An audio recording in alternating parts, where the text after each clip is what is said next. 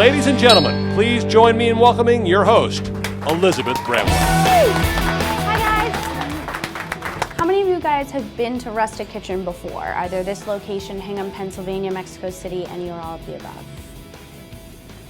So it's just you and me? Just you and me. It's just you and I. I guess so.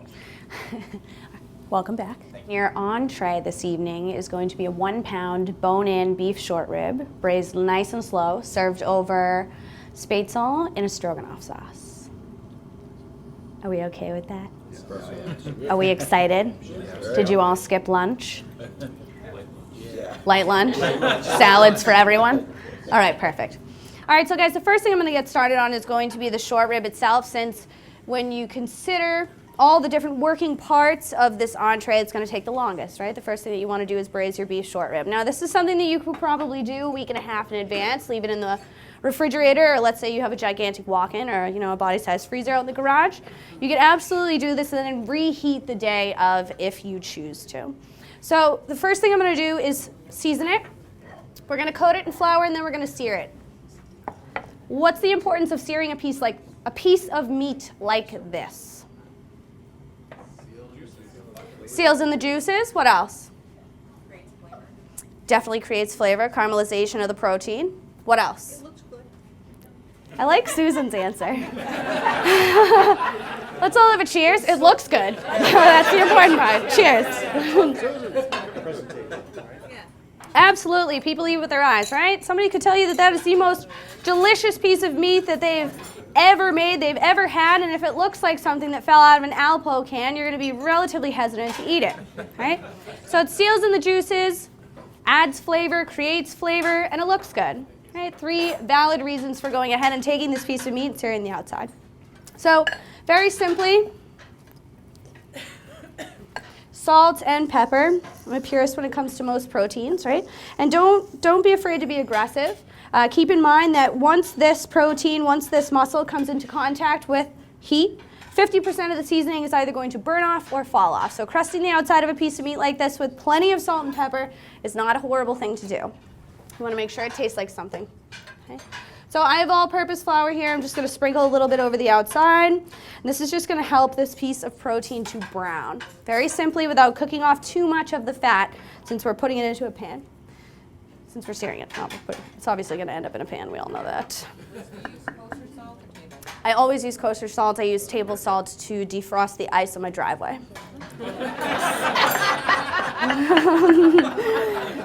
All right, so my pan, nice and hot, extra virgin olive oil. Taught you that at school, right? What? Which salt goes where? Oh God. My mother uses table salt. I had to have known at a very early age that it was just not right. Not right.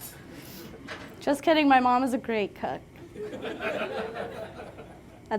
We'll just leave it right there. All right, so guys, extra virgin olive oil brought it up to a smoking point, and then we're gonna get this in here and sear all sides. So you want it to be on as high as possible, because we're just searing the outside. Once we get it into the oven, it's gonna be ridiculously low and slow for a very extended period of time.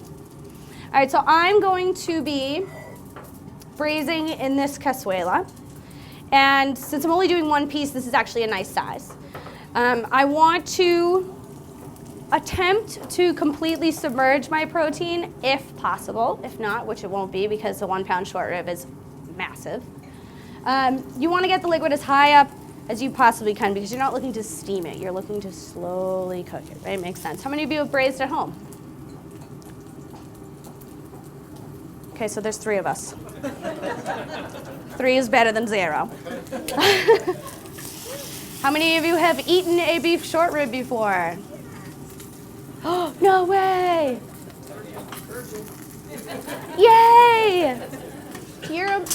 I'm not going to say that again. Let's raise our glasses. I'm not going to say that either. Cheers. All right, so searing both of the edges. I'm going to go ahead and put this in my dish over here, bone side up or bone side down. It's really up to you. I'm going to go bone side down. Just set it right here in front. To my pan, I'm going to add some Mirepoix. Right?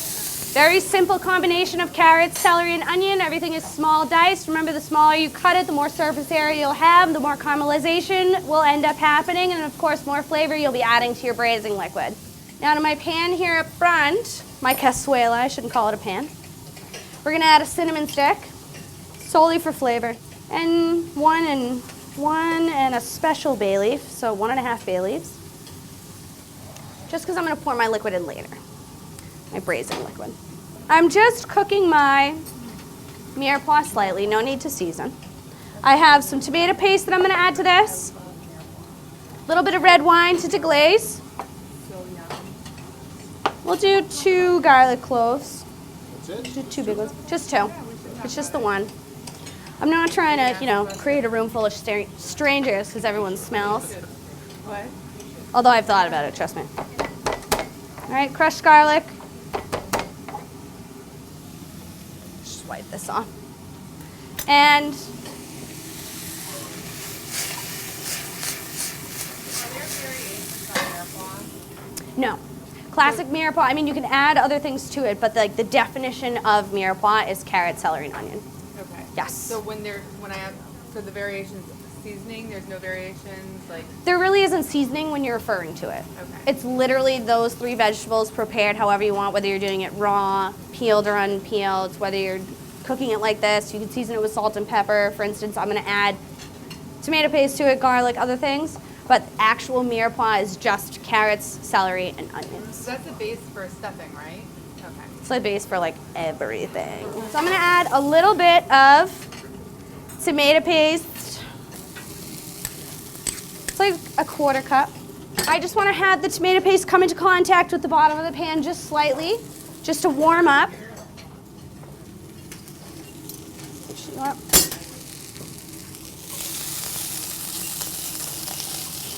I love tomato paste. Is there anyone in here who can eat tomato paste with a spoon?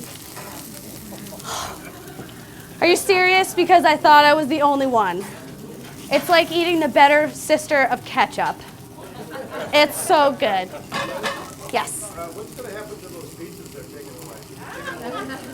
Oh, did you want some? Yeah, can we take them home? You want a pizza? Take it home? You'll have to ask that lady over there. All right, so my tomato paste is caramelizing.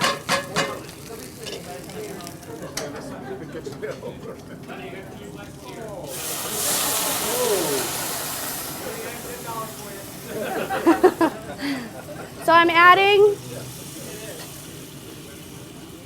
3 cups of veal stock to this pan. Quick recap of what's in this pot. Veal stock, red wine, mirepoix, carrot, celery, onion. We have crushed garlic, tomato paste. Anything else? Oil. Oil, extra virgin olive oil, and of course the remnant little bits of fat. No salt and pepper. Well, leftover from the short rib, yes. A little flour, maybe? Flour, that was it. Cheers. All right, so we're gonna pour this in here. Ooh, it's bloody. It's the stuff I look forward to every day. Got a little bit of the mirepoix in here. It's okay if I burn myself. I won't let you burn, Leah. We'll get rid of this. And I'm just gonna cover it with some foil.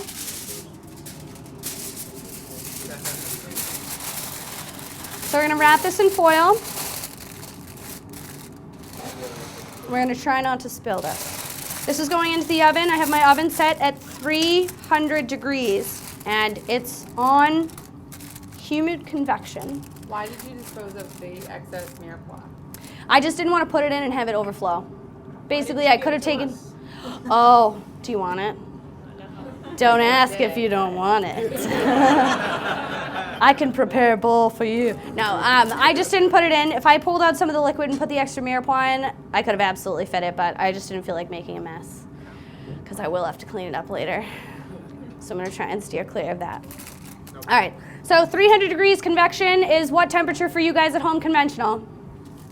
268. No. No. 325, I just heard it. Oh. I don't know who said it. Let's have a cheers. Although I like both of your numbers, though. I do like that. 368, 400, it's good stuff. I feel like there was too much science behind your answer, David. Too much science behind it. So yes, 325. If you have a convection oven at home, you would take it down 25 degrees from an old school conventional oven, which is what I have. All right.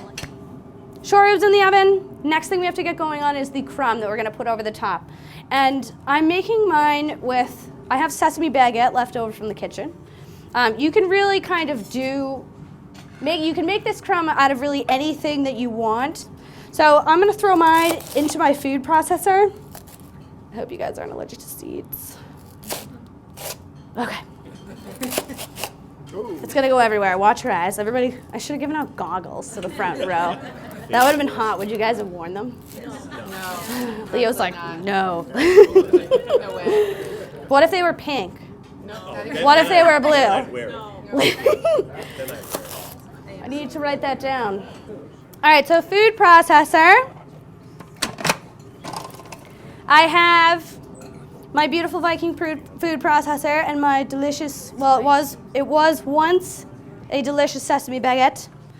All right, so I'm just tossing these in here. I'm gonna try not to make a mess. And we're just gonna grind up the crumb, but I don't want it to be super fine. I don't want it to end up like a powder. It's gonna be super loud, I'm sorry, David. No, it's not gonna shoot out at you, I promise. Do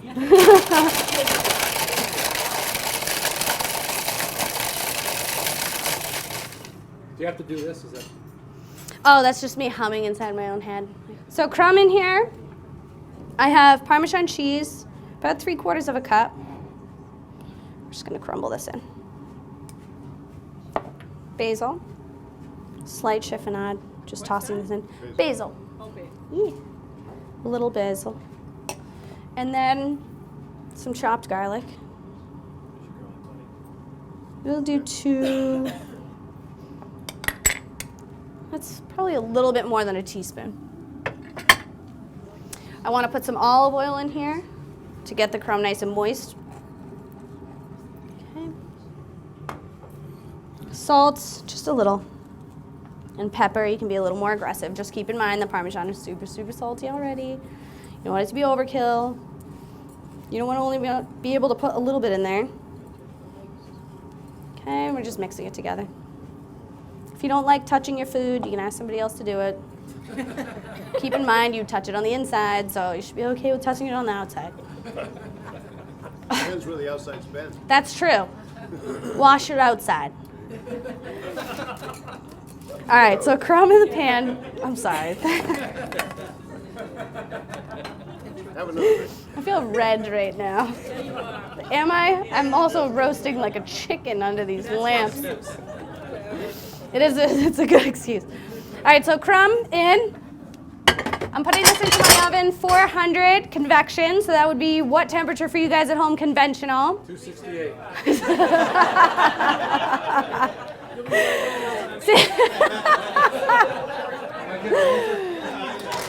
Two, 268. Also 425 degrees in a conventional oven. All right, so.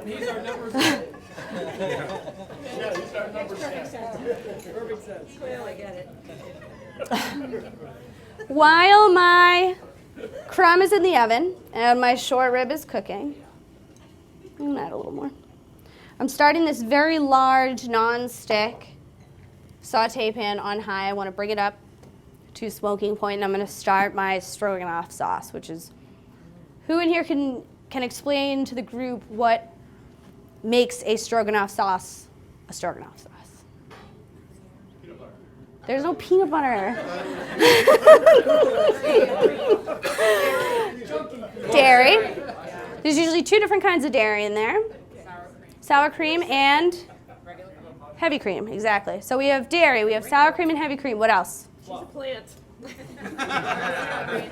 Mushrooms. There is liquor, yes. So whether it's a brandy, a sherry, or some sort of a Madeira or Marsala, yes. I don't think you could use a port. I mean, you could probably try. But I think it's classically a brandy. So we have dairy, we have booze. What else? Mushrooms. Shrooms. What else? Flowers. Eggs. Salt and pepper. Garlic. That doesn't make it different. Kryptonite. How we doing? All right. You guys are all yelling it at once. Yes, obviously salt and pepper, sour cream, heavy cream, butter, mushrooms, shallot, occasionally herbs. It really depends on who's making it. And if you're going to go with herbs, either parsley, chive, spring onion, thyme. Those are usually kind of the classic ones that end up in there. And then, of course, alcohol. Very simple, very easy, very delicious, totally fat-free. All right, so my oil's coming up. We drinking your wine? You're drinking my cooking wine.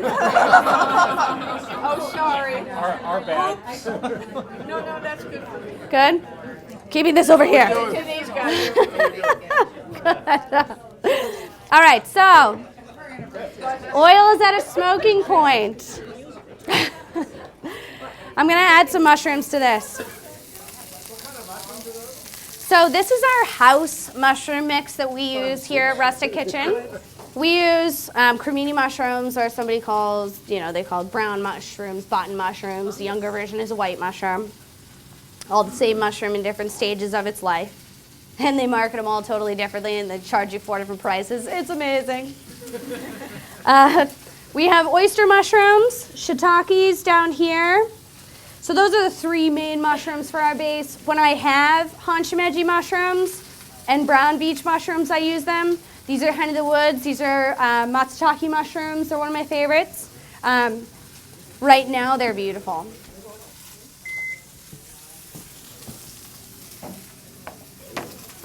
I know. I'm just kidding. Just kidding. I'm sorry. How long was it in there? 15? Total, it was 5, and then I set it for another minute because the layer was pretty thick. I wanted it to be brown, so 6 minutes. Yep, 6 minutes, 400 convection, so 425 for you guys at home conventional. So easy. These are something you can make, and as long as you keep the container closed, they'll stay pretty good for maybe up to 4 or 5 days. Having crumb for any longer than that, you're just in denial at that point. You're like, it could be good. It's crunchy, we'll all be fine. I see you, Lenny. I see what you're doing. All right, so I'm going to put my crumb over here for later. We'll get back to this. Are you sure you can? Don't touch the pan. It's hot. You'll actually burn yourself, and I don't want to do that. All right, so back to the shrooms. So we want to get a nice brown sear. This one's going on your plate. I'm going to save it instead of sad. I'm going to add a little more oil to this. So bad. And that's all right. Once I get the cream in there, I'm not allowed to flip the pan anymore because it doesn't look good on camera. And I usually get stuff on my jet because it just looks like cream, like slopping around. See, look at the face you just made. You like. That's why we don't want to put that on TV. Do you imagine it on a giant television, like slop, slop, slop? I can. Seen it in the back. All right, so searing our mushrooms. Once your mushrooms are seared, you can go ahead and season them with salt and pepper. If you season your mushrooms with salt before you sear them, they will end up releasing the majority of the liquid that is in them. And you'll end up with a pool. So you sweat them? You sear them first and then season them. This is one of those, like, when you're a little kid, the fungus is among us, ha ha ha. It's going to be everywhere tonight. All right, so mushrooms are seared. I'm going to add a little bit of shallot to this, 1/4 cup. What's the flavor profile of a shallot?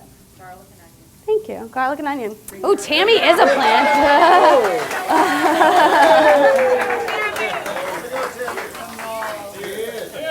Here's the Tammy.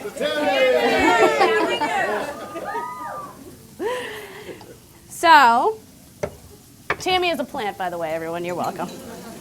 I gave her the full guideline before the show. So I still have my pan on high. Added 1/4 cup of shallot, about 2 heaping tablespoons of butter, so like 1/4 of a cup. Somewhere close to there. And as soon as that starts to come up, we're going to deglaze, add our remaining ingredients, and then of course get to making our Spaetzle.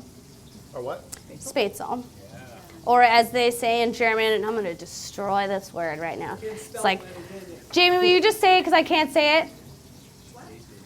How you actually say Spaetzle and Spaetzle. There it is.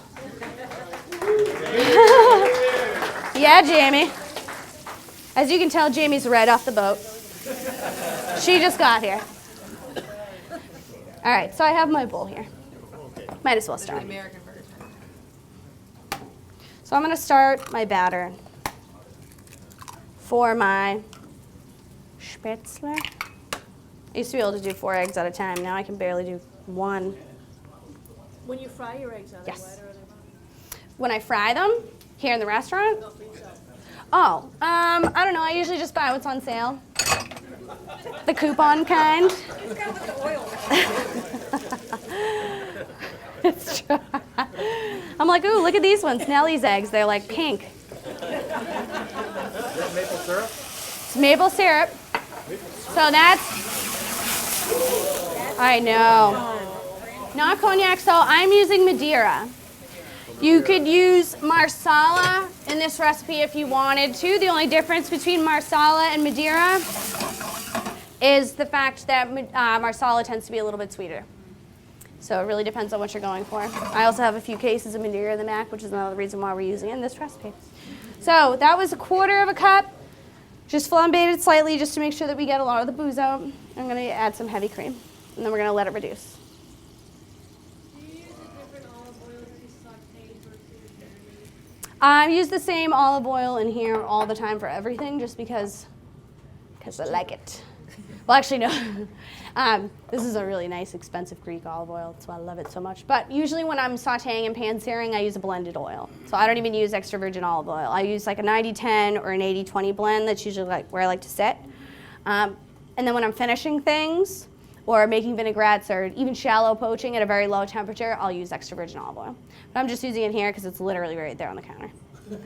It's one less bottle to be on this counter when there's a million things going on. So I'm going to turn this down slightly. We're going to let this reduce. I'm going to later on finish it with sour cream, Parmesan cheese, a little bit of salt and pepper, and then, of course, chives. And while that's reducing, we will put together our Spaetzle. What was that? Spaetzle. I don't know how to say it, so I just poke at it. All right. 1.5 teaspoons of kosher salt, 4 whole eggs, 1/3 cup whole milk. If you want to use skim milk, you can, but then everything's going to have that cute blue hue. That's how you know it's the cute blue hue. How many of you drink skim milk all the time? So you know what the cute blue hue is.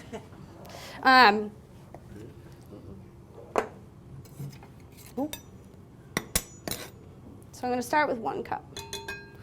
So it's 2 cups of all-purpose. Just make sure that this is pretty good. I'm going to turn that off, actually. And I'm just going to fold my ingredients together. Normally I would whisk it, but when you're dealing with the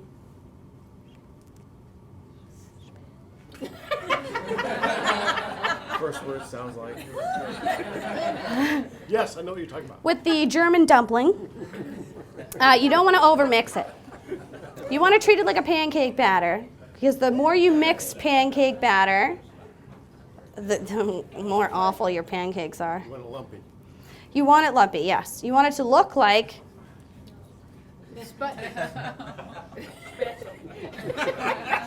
Spaetzler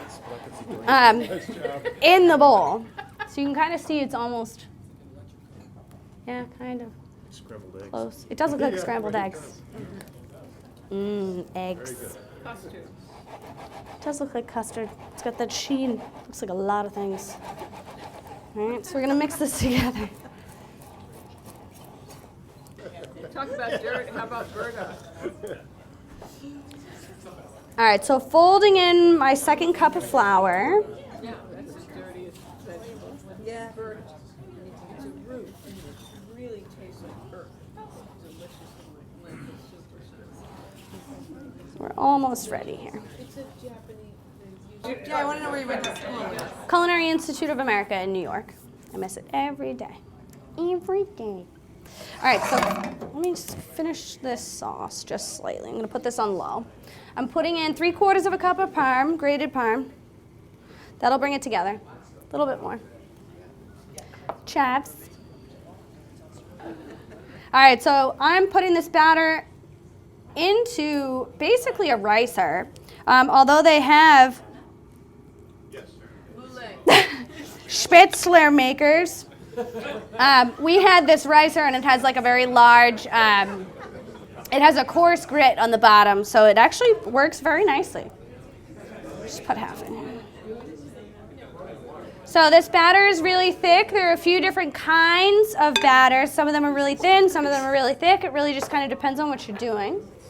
What is this device? It's a ricer. Okay. And so it's a ricer that comes with coarse, medium, and fine grits that you swap out, and the coarse grit is like perfect for making spaetzle. I didn't have to spend an extra $40 on a spaetzle maker. What's the difference between this and a moulay? Nothing. $4. More like $40, yeah. All right, so they're just dropping right in there on the bottom. Just gonna make a little bit. But Liz, that's not a food meal? It's a food meal. It's a ricer, food meal. They're all the same thing. Yes. Yes. They come in different boxes, different price tags, different brands, different companies. They all do the same thing. They all grind stuff up into a smaller size. In a mini version. Okay. We could never do this with it. I've never met this. We only have we have a mini version. And I'm just gonna let these cook. Like 2 minutes. So I'm going to turn my sauce back on because I am going to get a little bit of water from here into the pot where my sauce, the pan where my sauce is.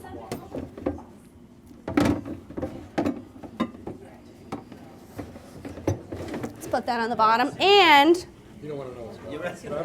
while this is heating up, all right, so I'm going to pull this out. Say that again? For me, it's 2 and basically 3/4 of an hour, 2 hours and 45 minutes. And here, for you guys at home, it'll probably take somewhere between 3 and 3.5. Minutes? Can you overcook it? Yeah, absolutely. Then you end up with like beef stew at that point.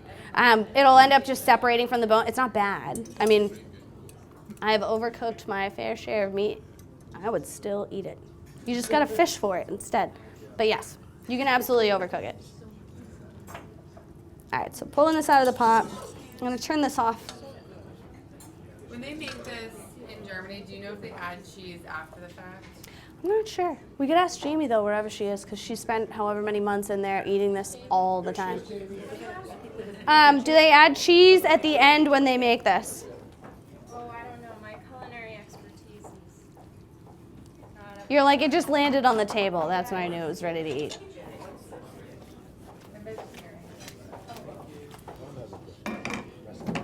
All right.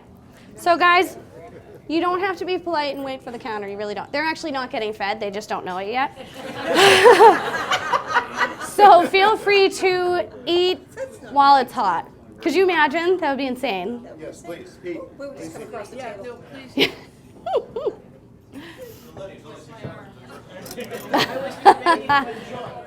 How did Show. Kathy and I come together, or the You show? all show. The now corporate executive chef Mike Kelly, my boss, he and I had worked together back in the day when I was 17. I know, back in the day, like 3 years ago.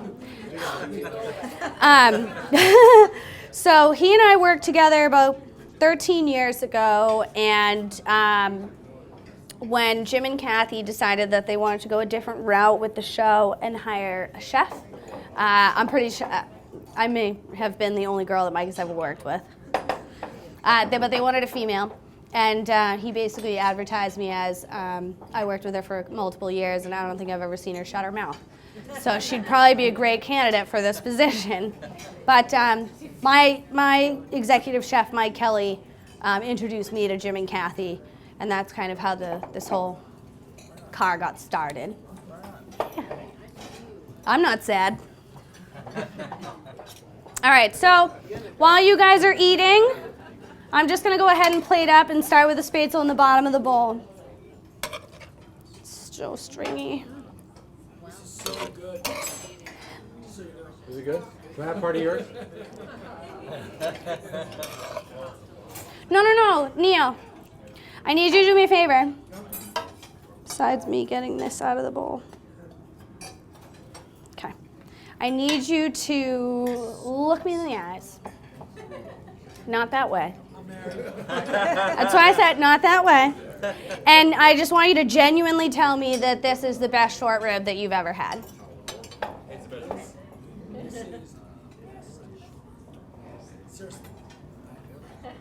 Thank you. All right, go like this.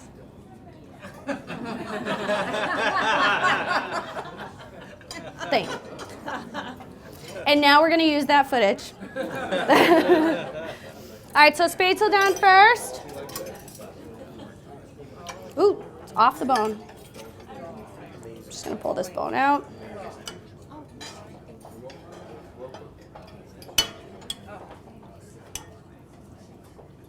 Do you have chopsticks? No, but I do have wet naps if you want to use your hand.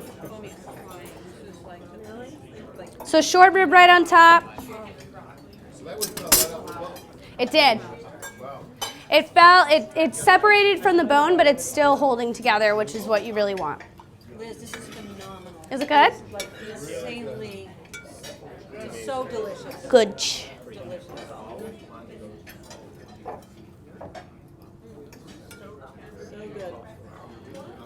It should be. So each bone, each piece is originally a pound when it gets to me. And then you lose probably about 2 ounces worth to shrinkage. So you're probably sitting with about 14 ounces. The bone probably weighs about 2. So you're probably sitting with between, no, I think after cooking it's probably between 9 and 10 ounces worth of the actual edible meat. Bone and then shrinkage included. Definitely 1. I mean, unless you're like not hungry or you ate a really late lunch, it's 1 serving. So how long would this piece cook in the steamer? For us, it's 2 hours and 45 minutes. 2 hours and 45. For us at 300, and I use the convection humid, so not full steam, just partial. Right, exactly. Yes, 2 hours and 45. Yep. Like I know baby backs are like 90 minutes. Yeah, So they're like super this. quick, but they're also like this long and this skinny. All right, so the last thing that I have to do here is basically just garnish the short rib. I usually like to wait until everybody kind of gets into their meal, and I think everyone's already started poking at it. How is dinner? Good? Good. Oh, all right. Let's do that. You don't have to threaten me with a cheers. Oh, thanks. Liz. Cheers, guys. Salute, gambe, chin chin. Cheers, guys. Yeah, ditto. Or as we say on the South Shore, cheers. Cheers, cheers, kid. Cheers. Which one? Oh, the real one. Well, you know what's funny is in the summertime I spend a lot of time down there. I like Orta. I like Oro. I like what's the new one that's right there? It's got the big glass windows. Funny bar. What is it? Yeah, but it's not really tapas. What is the name?